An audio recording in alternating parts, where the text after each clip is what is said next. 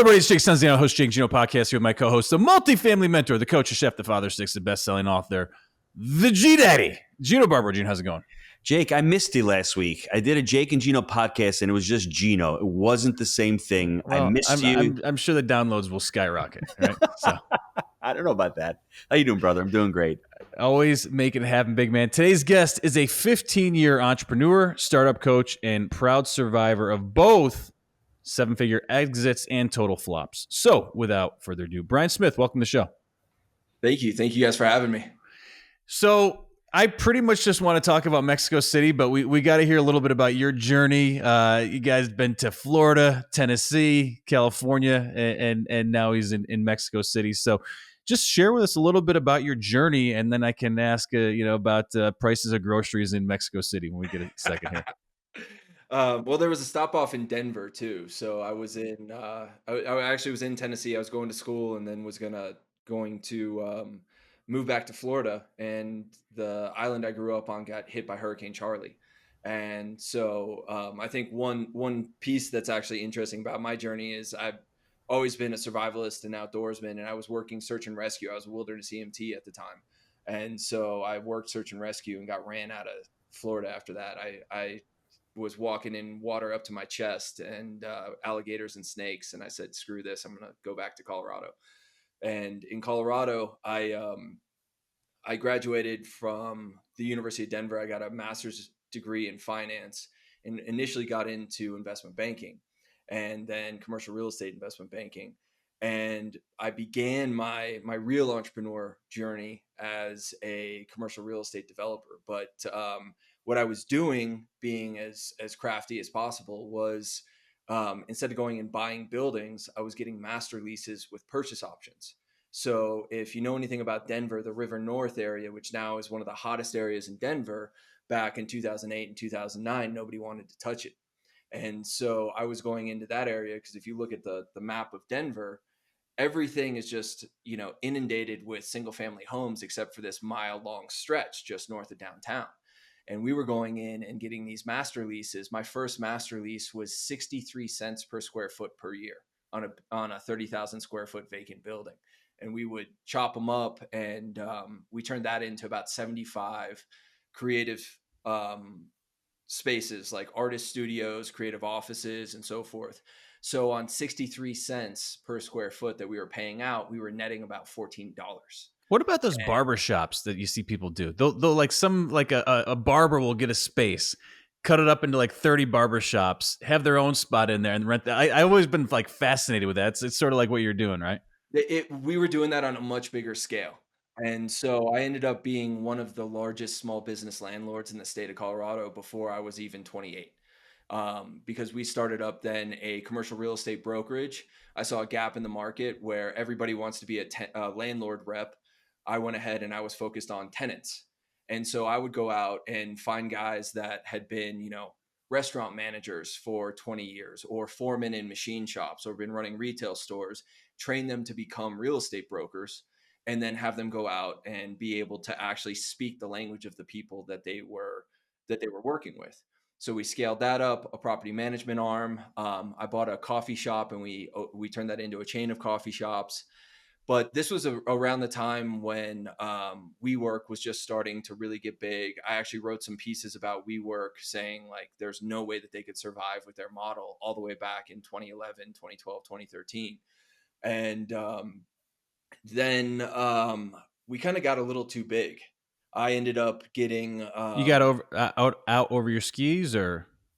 Well, so I got elected into what's called the chairman of the registered neighborhood organization. So it's a level below city council, and River North was the largest by geographic area RNO in the city of Denver.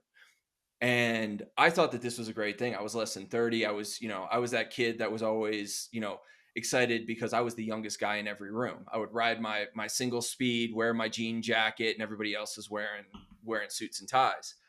And what's a single speed? It's a fixie electric bike. It's a bike scooter that doesn't have any gears because you're riding it in the city and you're locking it up with your U-lock so nobody steals it. Like a bicycle? Yeah, it's a bike. Okay. Yeah. I don't know what Um, it's. and I thought I was cool, but I Were you I smoking ended, Marlboro Reds? at the time I was more of a American Spirit. Okay. I was It would living have in been a Denver. little harder with the Marb Reds, but we'll take it. All Yeah. right. And at the time, I didn't have this beard. I still had hair on my head. I just come out of investment banking, so I still kind of had that look. Um, and so I ended up in a position where there's a lot of these developers in that part of town that were trying to do things, and they thought by nominating and electing me to be the chairman that I would be a pushover because I was really aspirational and all of this. I made the mistake, or if you want to look at it that way, of saying, hey, one of the things that I'm going to do as chairman is make sure everything is transparent. So you have, these developers come in and say, "Oh, the You're city." supposed to be like the pro business guy, and they're like, "What's this asshole doing now?" Right? Well, they were coming in and saying, "Oh, the city said this, and these other people said this, so we just need you guys to vote and say yes and sign off." I said, "No, no, why don't we have them come in and speak to us?" And no joke, I ended up like one developer in particular called and texted me and emailed me every day for almost 6 months, included everything from "I'm going to destroy your business" to straight up death threats. And so I got more and more involved in city politics. In fact, my first marriage was officiated by the chairman of the state House of Representatives, and I thought I was doing things the right way, but I got on the wrong side of somebody who had a lot of money in the city of Denver, and he gave a lot of money to a very influential organization on basically the basis of they had to oppose every single permit that I filed in the city. And I realized really quick, because we were trying to work on a really large project in downtown Denver. I was getting burned out. I literally was sleeping 2 hours a night. I wasn't enjoying it. I didn't enjoy the politics side of it. And I went ahead and in starting in 2013, we started selling off everything. So I tell people, like, that job, my first job out of investment banking, it took me 2 years to quit because it took 2 years to If unwind. you'd have stayed out of the politics, could it still be going? Would you still be in it? Would you be happy? I was doing that largely because of the money at the time. If we want to talk about ideas of success, my idea of success was, I had I thought I was hot. I had my first like real car other than a pickup truck was a Infiniti G35, and I would go to the car wash, and I'd see the guys with their Porsches and Ferraris, and yelling into the phone and angry, and I was like, that's success. That's what I want to be. And I pushed myself really, really hard, and I realized I wasn't enjoying it. And there's some other things that happened. I'll give a quick story. There's no IP that you can really protect in commercial real estate. And so there was a project that we were working on that was it was a really unique building that nobody could figure out how to use. And so I, working with my team, came up with a really unique way to affordably turn it into something that would make money. And so I went to somebody who had positioned themselves as a startup advisor, and he was making investments into startup businesses. And he said, "Hey, I want to be in your next project." So I showed him what I was doing. I knew the owner of the building really well. In fact, I used to sit down every Wednesday morning at 6 a.m. and have breakfast with the guy who owned this building. And I knew what he was willing to take for the building. Well, I took the startup advisor and his business partner out to a Lakers game, a Nuggets Lakers game on a Friday. And they had asked me on that like prior Wednesday, "Don't put the offer in on the building yet because we want to make an investment with you in it, and we'll figure it out by Monday." So I take him out to the game on Friday and had him at my house having drinks. The next morning, I get a call from the owner of the building, and he said, "Hey, They did you know locked it up. yeah, they paid almost 80% more than what the guy was willing to take." And he's like, "There's no way that you can compete with this because he's way overpaying for the building." And then these guys actually ended up meeting with one of my investors in my other projects, and they were showing them plans to the building. And my investor pulls out of his bag and says, "You guys are showing me black and white plans with a white box right here, but I have color plans. And in that white box is Brian's company's logo. What's going on here?" So they had literally photocopied the plans because I wouldn't give them digital copies, and were going around using it as the basis of what they were doing to the project. And so they basically copied what we were doing. And, I was out there hustling, trying to do deals that, I didn't have a lot of money. I was, barely 30 at this point. And, that really took a lot of wind out of my sails, as well as the other challenges that we were having in Between Denver. politics and scumbags, man, it was burning you out, huh? So Brian, I want you to go back though. Something that struck me that's really important, I think, for the listeners. And I'm doing more work on this as far as money coaching. You said that is where I thought success lay. Where do you think you got that image? At what age did you hear this is what success looks like? Was it one of your parents? Was You it a listen to rap sibling? CDs, dude. It was, yeah, this was the time when I was listening to a lot of, Biggie and Jay-Z and all of that. But I had just gone through a master's program in um I got a master's of science in finance, and I was working in investment banking. So um everything around me was money. But what And made you go into that? What made, because there's certain patterns when you're younger or you're going through life and you are in the wilderness. So that's a complete dichotomy. It's a complete shift. So were you sitting in the shit. water one day going, oh, wow, look at that guy's got a Ferrari sitting on the bank there, nice and dry, and I'm out here making 30 G's a year. Like, what was that shift for you to say, I want to get rid of that life, and I think this life is what success looks like? I really think it came from my parents.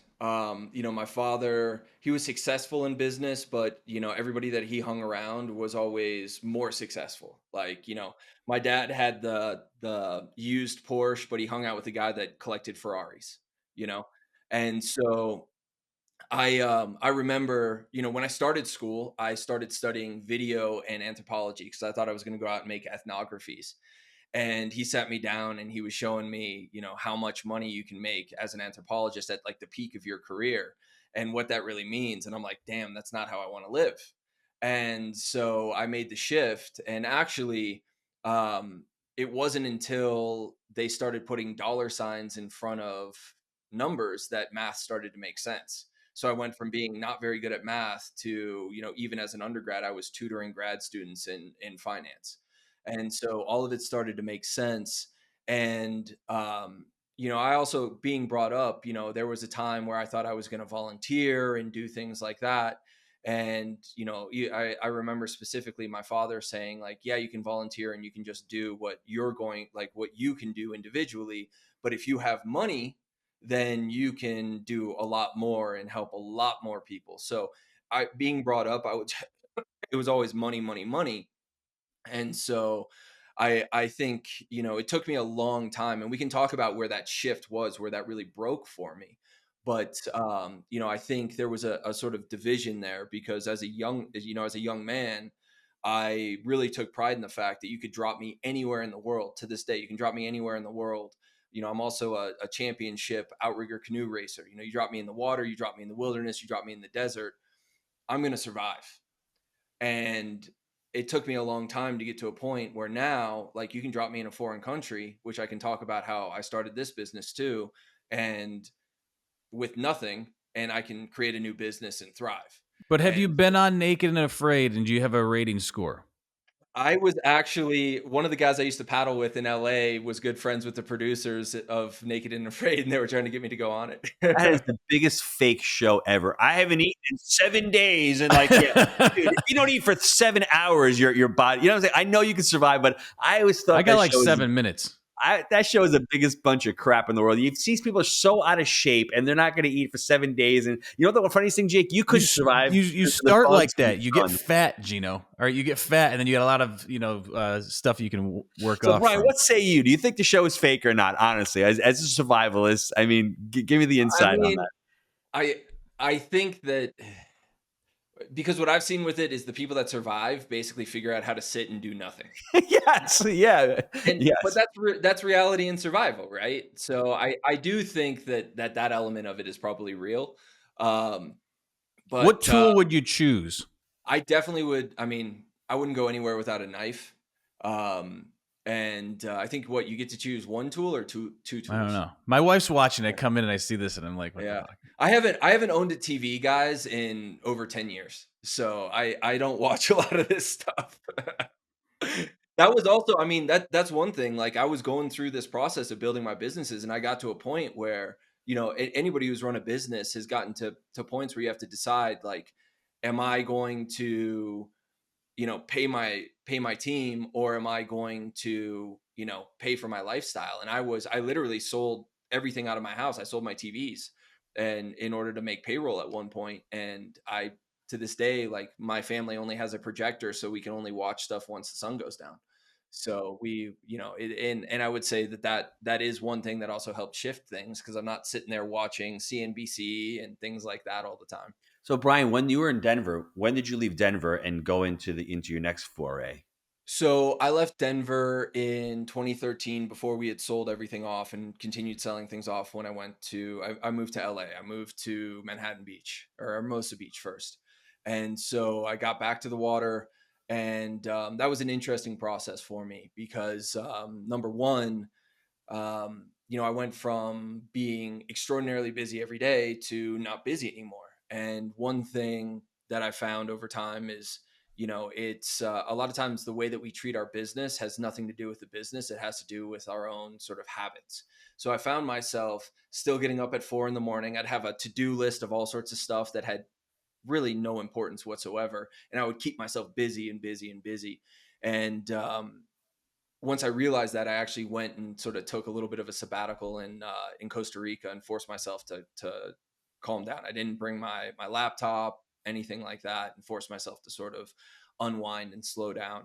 I even getting myself back in shape after, basically I was living off of you know alcohol and Jimmy John's. Like, my normal day was like between 2 and 4 would be my first meal, and I'd order 2 Jimmy John's and 6 Diet Cokes delivered to my office. And then I Sounds would like go out. Trump. Yeah.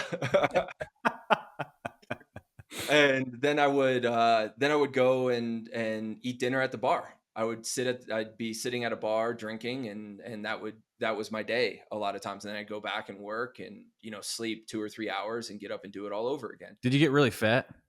I got fat, I got out of shape, I didn't feel healthy. And so, even getting back in shape, one of the things I did was, because previously I've always been an athlete, but there was this time period where I kind of let myself go. Because previously I'd been doing triathlons, I played ice hockey for almost 19 years, raced sea kayaks as a kid. And so when I moved to LA, I also would start doing things like I'd go out running without a phone or a watch, and I would just explore my new neighborhood. I would do things without keeping track of them any longer, because I used to keep track of every single thing. But professionally, when I moved to LA, when I was in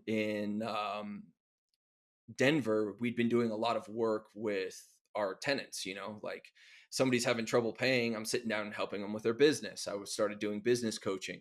We actually ran the largest educational series in the state of Colorado for entrepreneurs as well. So we were constantly working and helping entrepreneurs.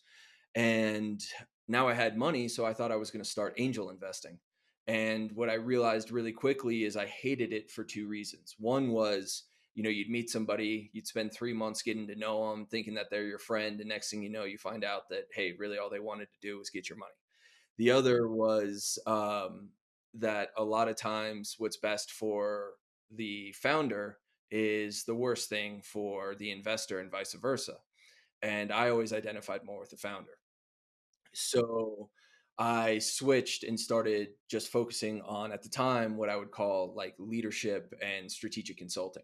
So I was working with a lot of founders, helping them navigate both their investor relationships. I've done a lot of litigation consulting, where I'm helping them, figure out how to navigate the business side of any conflict that they're having. And over time, by about 2016, I was looking at how to scale that. So I partnered with a friend that I actually met in Bali, He lives in New York, and we started a group called the Founders Organization.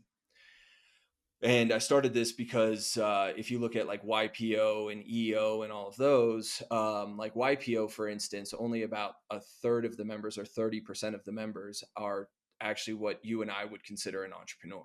What are Um, they?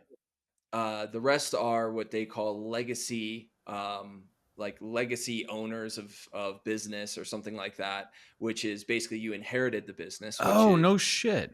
yeah. So that's another third. I That's reached out to them earlier this year and was like gonna, hey, see what it's about and all this stuff. And they seemed to give two shits. Like it was just, They gave you the Heisman, huh, brother? They said, "Hey, no Jake," right? Is that what they did to you? it was sort of, I was like, hey, what is this about? And they're like, oh, we'll get you over to somebody. Yeah. Like, cause Well, I and don't that, really, like, I sort of knew, but I was like, maybe I Wow. should do this. And it was just, I don't know. well, and that's how it started too. It was a group of guys that had inherited their companies at a young age. And then the remainder of it, about 40% of it, are people that are hired guns, that are executives in their businesses. And there's certain companies, it's my understanding, like Goldman, GE, and a few others have actually restructured their organizations to increase the membership in YPO. And so that would not there's, have been a good fit. I dodged a bullet. yeah. And EO, like when I was in Colorado, there was a lot of people that had either purchased their business or they were, real estate investors. And a real estate investor is very different than somebody who's building something from scratch. And I would push back on that for a second before you start. A real true real estate investor is investing in a business if they understand that and they're building a business. That's why most real estate investors really don't do that well, especially the last couple of years, because they jump in and go, "Hey, I'm going to buy this deal. It's passive. I'm not going to do anything." We call it buy right, finance right, and manage right. Because if you're not managing it, somebody needs to be managing it. There's a big operational component to it. And I think people don't understand that part of the business in real estate. And that's why most investors are just investing through a spreadsheet, which is fine, which is what you need to do. But you also need that other component. Sorry for cutting you off. I just thought that no, was I important. would largely agree with you, but what I would say is even if we take the real estate piece out of it, somebody who purchases a business, even if it's only producing, say, $500,000 a year in revenue, is very different than somebody who starts from zero, from an idea. There's a very different risk profile. There's a different mindset. It's a very different type of person, and that's why we started the Founders Organization. And we grew that. That was never intended to be my, like even a revenue producing business for me. And so at our peak, we had about 1,500 members. We had 35 different cities that we were operating in. And that was another time where I kind of burned myself out. There was weeks where I was in 6 cities in a week, traveling around. And the core of what we were doing were small in-person meetings. And so by 2019, I had sort of decentralized that, and which was the plan, and removed myself and was back to consulting. I was stepping in as like fractional chief strategy officer, doing a lot of work with agencies, SaaS businesses, and really service-based businesses. And unfortunately, when COVID hit, that that organization, because of the structure of it, didn't really survive. There's only, I believe, like 6 cities that are still actively having events with that now. Now, we moving forward, when COVID hit, prior to that, I went through a divorce, put me in a position where I basically left that relationship with my truck, my camping gear, my surfboards, and my canoe, and my outrigger canoe. And that put me in a spot where, here I'm newly single out of a 10-year relationship, living in LA, and I was consulting. I was making decent money, but I wasn't saving anything. And then COVID hit. And when COVID hit, right before it, literally like 2 months before, I met the woman that's now my wife. And I was, at the time, I had great consulting contracts, but it was with one SaaS business that is focused on experiential events, and then several Yeah. experiential agencies. So by April 1st, 2020, we had what we called winterized all of those businesses. Yeah. And I packed up my family and we bought a trailer. I took my truck and we drove south across the border into Mexico because LA was a terrible place to be during COVID. And Why was it a terrible place to be during COVID? so number one, you couldn't go in the water. The beaches were closed. So I was a guy that was in the water every single day and on the beach every single day. We couldn't do that any longer. Because 6 feet no longer apply to the water because the germs could spread through the water, Gino. That's why. Exactly. Yeah. I mean, You don't want to spread it to the sharks. Yeah, Well, Brian, you're not watching TV, so you don't know any of this stuff. Like I'm saying, you're just oblivious. You don't own the TV, so you're going outside saying, "I'm fine here," and then all of a sudden, people are accosting you. You must be like, "What's going on here?" And you don't want to be getting in the sunshine either. You gotta be careful. Yeah. They were shutting down. They shut down all the parks. Like my wife and I have two big black labs. So what was crazy was, the parks are shut down. So everybody's packed on the sidewalks trying to walk their dogs. And then the other thing that was happening, we were, I'm sorry, but you can't even make this shit up. yeah, Fucking it's idiots. insane. It's truly insane. And so then, the other thing was there was all the protests that were going on and things like that. I mean, if you remember, there was a bunch of like race related protests and so forth. So we said, screw this, let's get out of here. And we initially went down to Ensenada, which is about 75 miles south of the border. And at the time, I had started another agency with actually one former client, somebody who had shut down their business. Quick question. Can you just go and start living in Mexico? Like, can you just drive south and say, I'm going to start living here now? It's changed a bit. So with all of the recent political changes, they've actually shut down a lot of the really easy visa programs, and they're actually checking people's immigration status. So I'm a permanent resident now here in Mexico, actually working on getting my citizenship here. But there's, if you come down to Mexico, you've got basically up to 6 months you can be here as a tourist. So there's a lot of people who do the thing where they tag in, like they come in, Tag in, tag out. Yeah. Everyone goes on vacation, so it's easy. Yeah. Yeah, and they're clamping down on that. And up until just a couple months ago, they had a program where if you had been here twice before 2021, and you were here and your tourist visa lapsed, you could like basically immediately get a 5-year temporary residency. But they just, because of all the political stuff in the States, they just ended that. So it used to be a lot easier, and now there's a lot more challenges. I'm probably, I should be getting referral fees from attorneys now that I'm referring so many people to immigration attorneys here. So we talked a lot before the show. Yeah, I just want to say, so give us the breakdown of why you love Mexico. Oh man, Mexico is first of all, it's the people. Like anytime I go back to the States now, I really do kind of feel like a foreigner. I feel like people are mean, they're self-centered, they're really only worried about what's in front of them. And this sounds like he's describing the Northeast. Well, and I've noticed this going to Denver, going to LA, going to Austin. I've noticed this, when I'm traveling in the States, and they really, like, compared to here, they really don't like dogs or kids.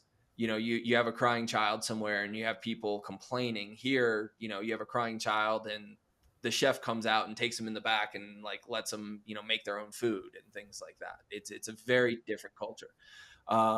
And I think, first of all, so they embrace children. They like kids. Dude, they're Catholics, bro. They're pro-life. You know what I'm saying? It's like they're sane people.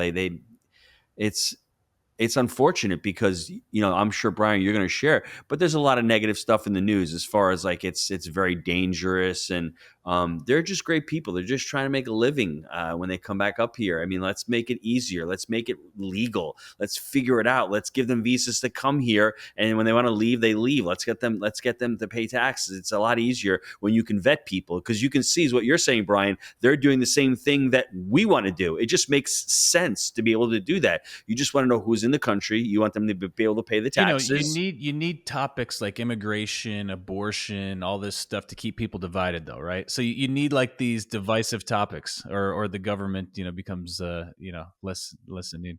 You also, I risk getting too political here, but if you look at, From it's no who? You got no secret. risk, dude. The uh, the U.S.'s policy for decades has been to destabilize every country south of its border. Absolutely. And so that's one of the things that they're actively doing here. One of the things that you don't see is what Claudia Scheinbaum is saying in response to Trump. Like 98% of all of the drugs that go through Mexico are consumed in the United States. 70% of all of the weapons that are utilized in any violent crime in Mexico come from the United States. So, the US is So we're having a buying drugs and exporting guns. exactly. So, the story that It, you it hear make it makes the U.S. culture seem a little toxic, right? Like well, we're and we're that's how we're we're, we're drug consumers and gun sellers. and That that's a doesn't lot of sound times how great. it's viewed here. And I'll give a couple of other quick examples. Like you see, um, when I was in Ensenada, there was a point where Biden had changed the policy where they were no longer going to expel children or expel children back to Mexico. Well, in the States, it's being triumphed as this great humanitarian success. Here, you still see people that'll still wear some of the t-shirts that say, "Stop stealing our children. Give us back our children." And so it's a very there's Yeah, a I don't very even want to go down this road, but who knows what the fuck happens to a kid without their parents? And because I just didn't even want to like think about that. But it's holy shit. yeah, and so there's completely different sides to it, and even just like anecdotally, there's okay, so there's areas I told you guys I spend a lot of time outdoors. I have, for instance, in Utah, twice I had people in the backcountry, like just in like sort of middle of nowhere, pull guns on me. And here, Really? that yeah, here that type of thing will happen in certain areas, and there's areas you don't go. Similarly, like you don't go down to Skid Row at 2 in the morning and Yeah, just but go out in walk the around. fucking woods, I'm shocked. Oh yeah, yeah. I was chased down a dirt road 50 miles by some crazy guys that probably were hyped up on meth. I was driving my Jeep as fast as I could possibly go, and this was in Utah, and so I think, number one, people come down to Mexico and don't understand the culture and they don't understand where they can and can't go. The other thing that you'll hear is, oh, some American tourist was, um, mutilated and killed by the cartel. Well, the reality of it is they went to like Mazatlan, which is a cartel hot area, and they started telling everybody they're starting their own new cartel and they're going to be the next El Chapo. You don't hear that side of it. And so, Why if you would look, someone go to an area and say they were starting a cartel? Like that sounds hard to believe. Like I'm not saying it didn't happen, but like that sounds like almost like comedy or something. Why the fuck would someone do that? you know what, a lot of people do stupid things. And, I think if Was it a you, joke?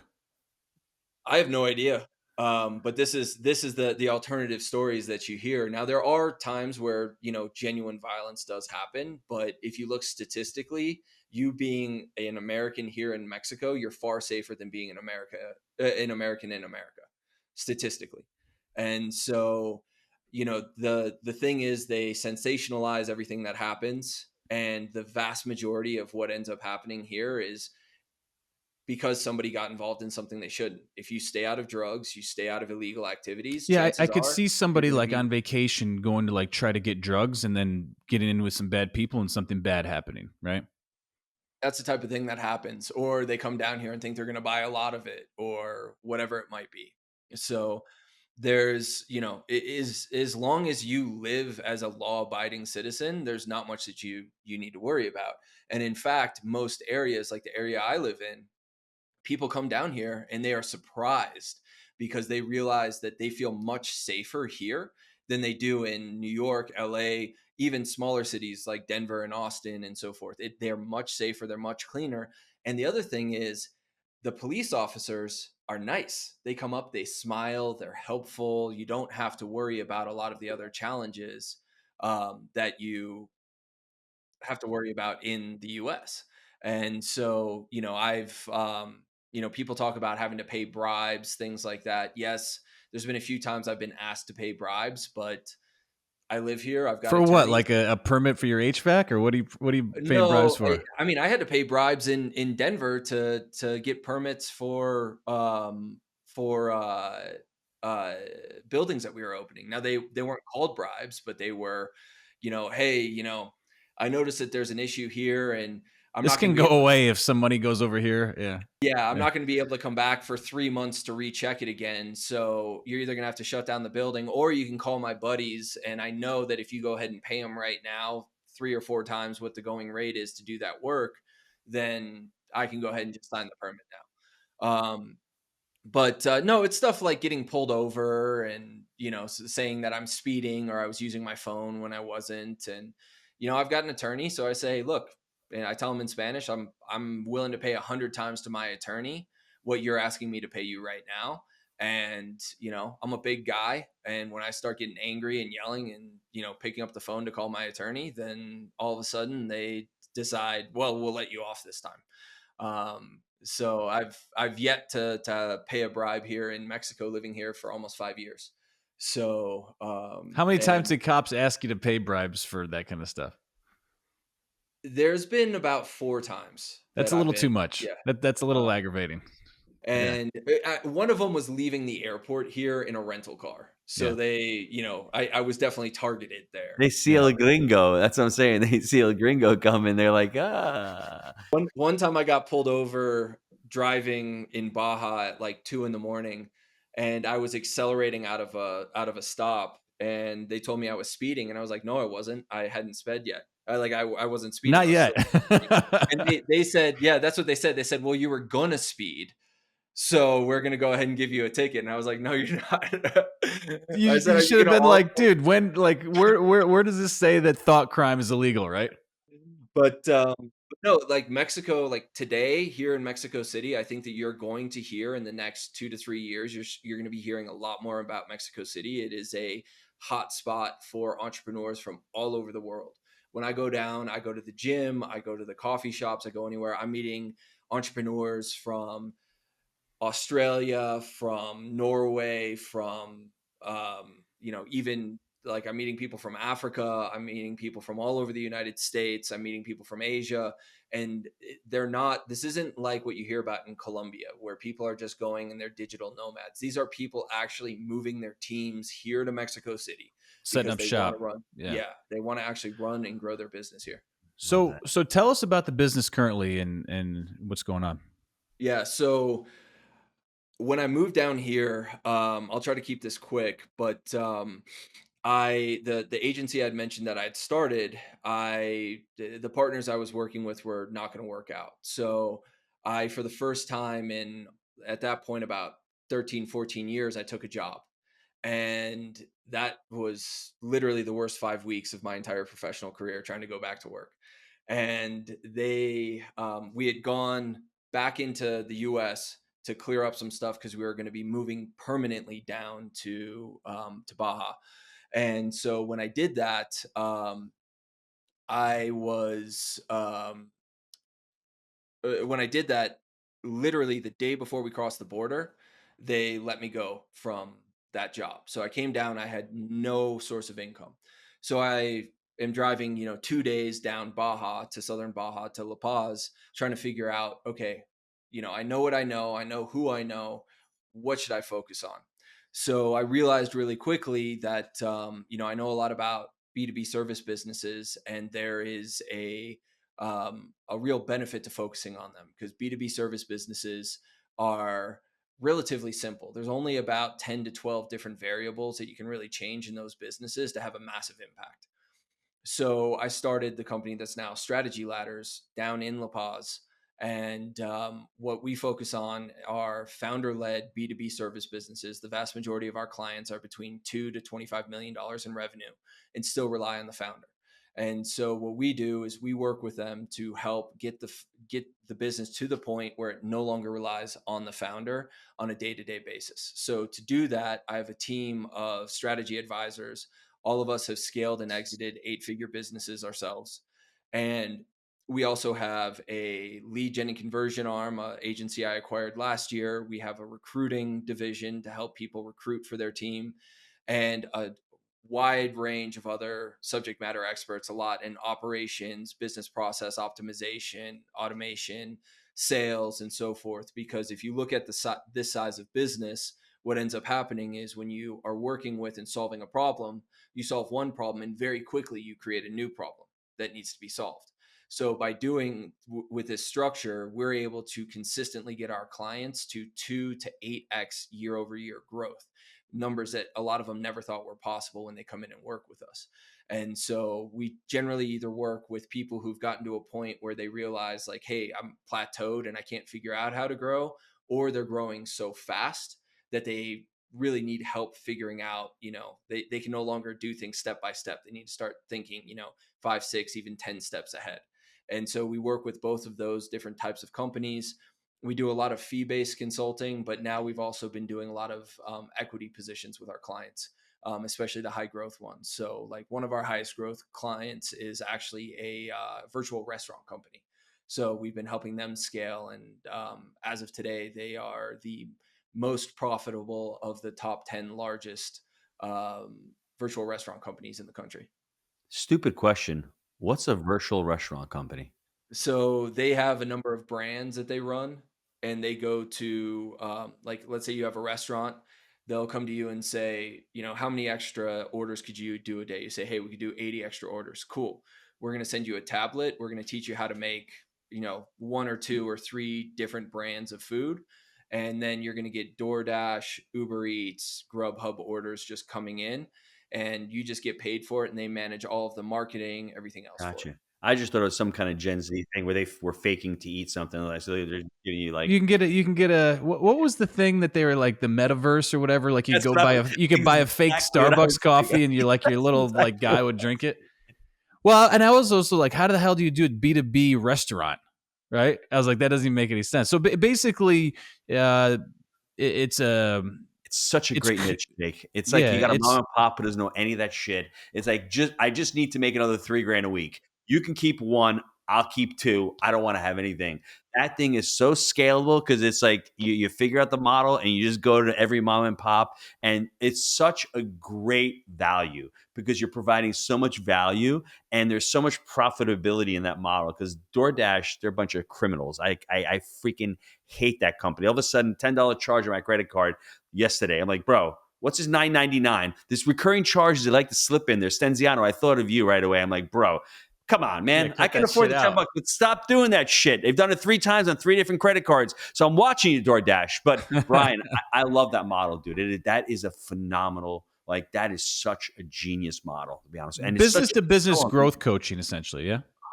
So it's business growth coaching, but we do a lot of implementation too. One of the things that we found is, even over the last several years, or really like over the last year to year and a half, we've seen a big shift in the consulting market.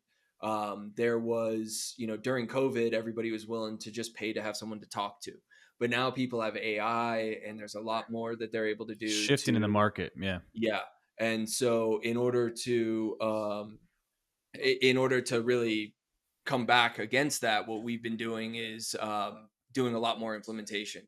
We found that people want to pay for implementation, and the people who are successful now, even like sales coaches, the ones that are really successful have shifted to a model where what they're doing is, instead of just doing the straight consulting, they're then vertically integrating. They're doing CRM. Yeah, that seems like a natural progression. That makes a lot of sense.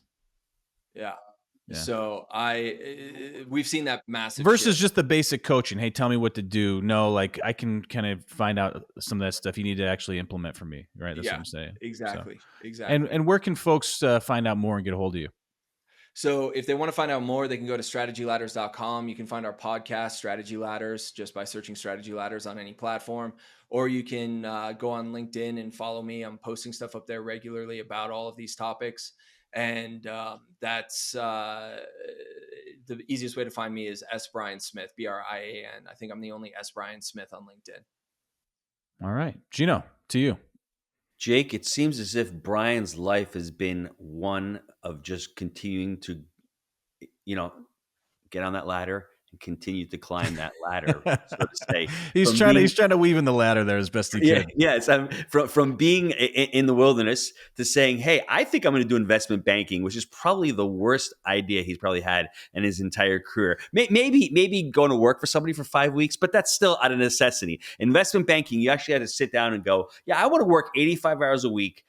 Really get paid about $30 an hour once you sit down to it, and have no life and be treated like a total loser. Yeah, that's a great idea. But he finally said to himself, that shit don't fly. I'm gonna go to Denver. I'm gonna figure out this real estate thing. Then he gets into politics and he's like, bro, all I want to That do was is the just, worst idea to me. yeah, I just want to close some deals. I've gotten buying shit at 60 cents on the dollar here. I'm getting these master leases. This is $14 per square foot. I'm making a ton of profit. How can I mess this up?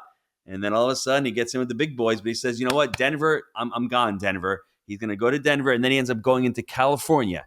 And during California, another part of his journey, COVID hits. He's like, bro, I am out of here. Goes to Mexico, and it seems like he's sitting in right now and he's enjoying his journey in Mexico. And he's what I love more than anything else is not just out there and consulting. I love the implementation part, because you can tell Jake and Gino what to do, but sometimes Jake and Gino aren't that smart. We need to be shown. Hold our how hand to a little do it bit, as will well. you? Come Yeah, on. please. I need some white glove service there. So listen, it's been a really cool journey, real cool story. And once again, Strategy Ladders, name of the company.com. Yep, exactly. Thanks, Awesome. brother. Jake, wrap it up. You got it. Gang, as always, we believe in buying deals for the long term. Think in decades. I'm Jake. He is the G Daddy. We make it happen. We'll see you next time. Thanks, Brian. Thank you, guys.